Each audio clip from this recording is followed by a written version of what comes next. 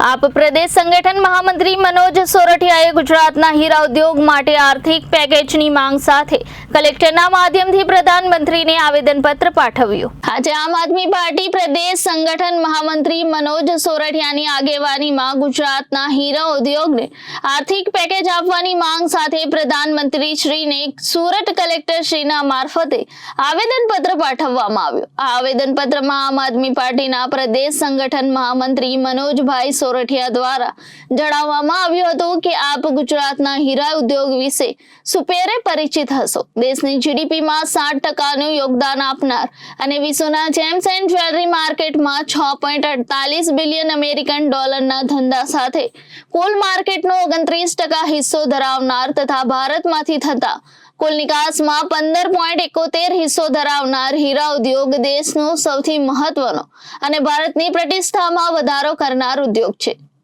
છેલ્લા 2 વર્ષથી આ ઉદ્યોગ ભયંકર મંદીનો સામનો કરી રહ્યો છે। વૈશ્વિક મંદી, યુરોપ અને રશિયામાં યુદ્ધની સ્થિતિ તથા લેબગ્રોન ડાયમંડને લીધે ગ્રાહકોમાં ઘટતો જતો ભરોસો વગેરે જેવા અનેક કારણોને લીધે છેલ્લા 2 વર્ષથી ગુજરાતનો હીરા ઉદ્યોગ આર્થિક સંકટનો સામનો કરી રહ્યો છે। વર્ષોથી હીરા ઉદ્યોગને પોતાની કર્મભૂમિ બનાવી વેપાર કરતા નાના મોટા વેપારીઓ આ ઉદ્યોગ છોડીને જઈ રહ્યા છે। ગુજરાત અને દેશભરના યુવાનોને રોજગાર પૂરો પાડતો હીરા ઉદ્યોગ આજે મંદ પડતા લાખો પરિવારોના ભરણ પોષણ અને અસ્તિત્વ સામે સવાલ ઉભા થયા છે। છેલ્લા કેટલાક મહિનાઓમાં 50 થી વધુ રત્ન કલાકારોએ આર્થિક સંકળામણને કારણે આત્મહત્યા કરી લીધી છે। એક તરફ દેશમાં મોંઘવારીએ માછા મૂકી છે, ઘર ચલાવવા મુશ્કેલ બન્યા છે। સરકારની નીતિઓ અને અહંકારી વલણને લીધે એક સામાન્ય મધ્યમ વર્ગ પોતાના બાળકોને ભણાવી શકે એવી સ્થિતિમાં નથી રહ્યો। ત્યારે લોકોને આપની પાસે બીજી કોઈ આશા બચી નથી। આ વખતના બજેટમાં ગુજરાતનો હીરા ઉદ્યોગ તમારી સરકાર પાસે રાહત પેકેજની આશા રાખીને બેઠો હતો, પણ તમારી સરકારે એક કાણી પાઈ પણ આપી નહીં।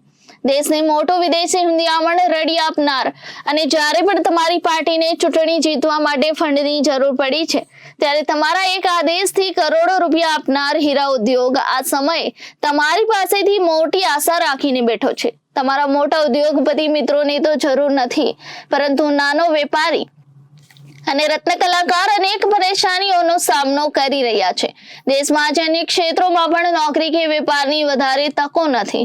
જો આ ખરાબ સમયમાં નાનો વેપારી અને રત્ન કલાકાર ટકી જશે તો આવનાર દિવસોમાં ઉદ્યોગને ફરીથી ઊભો કરી દેશે, પરંતુ જો આજે આ ઉદ્યોગ સાથે જોડાયેલા નાના માણસો અન્ય વ્યવસાય કે નોકરી તરફ વળી જશે તો પછી સારા સમયમાં સારા રત્ન કલાકારો મળવા મુશ્કેલ બનશે। આથી આપ શ્રીને વિનંતી કરીએ છીએ કે હીરા ઉદ્યોગને ટકાવી રાખવા માટે આર્થિક પેકેજ આપવામાં આવે, જેમાં ગુજરાતના રત્ન કલાકારોને અને નાના વેપારીઓને દર મહિને 10,000ની સહાય રકમ આગામી 6 મહિના માટે આપવામાં આવે। રત્ન કલાકાર પર સ્થાનિક મહાનગરપાલિકા દ્વારા લગાવવામાં આવતો વ્યવસાય વેરો નાબૂદ કરવામાં આવે।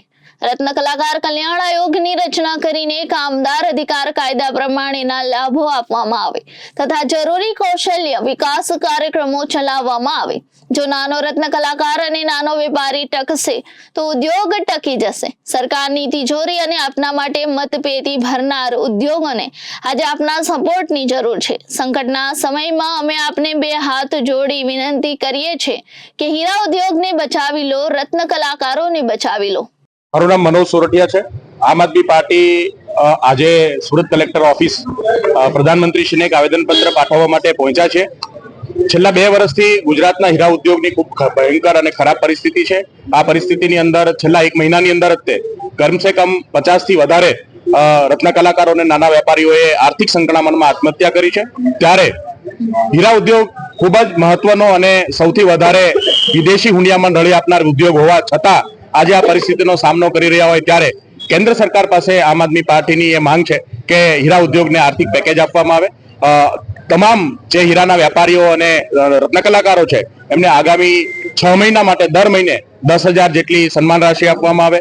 રત્ન કલાકાર કલ્યાણ બોર્ડની રચના કરવામાં આવે અને રત્ન કલાકારોનું કૌશલ્યવર્ધન અને એમના પરિવારોને મદદરૂપ થઈ શકાય એના માટેની અમારી માંગણી છે। સાથે સાથે સુરતમાં પ્રોફેશનલ ટેક્સ મહાનગરપાલિકા દ્વારા લેવામાં આવે છે. હીરા ઉદ્યોગ ઉપરથી પ્રોફેશનલ ટેક્સ નાબૂદ કરવામાં આવે, જેથી કરીને આવા સમયની અંદર હીરા ઉદ્યોગ ટકી શકે અને જ્યારે સારો સમય હોય ત્યારે આ જે ઉદ્યોગ છે એ ફરીથી દેશને અને ગુજરાતના વિકાસમાં યોગદાન આપી શકે એવી આજે અમારી માંગણી લઈને અમે કલેક્ટર ઓફિસ સુધી આવ્યા છીએ. Reporter Hitesh Prajapati, Janadesh news, Surat.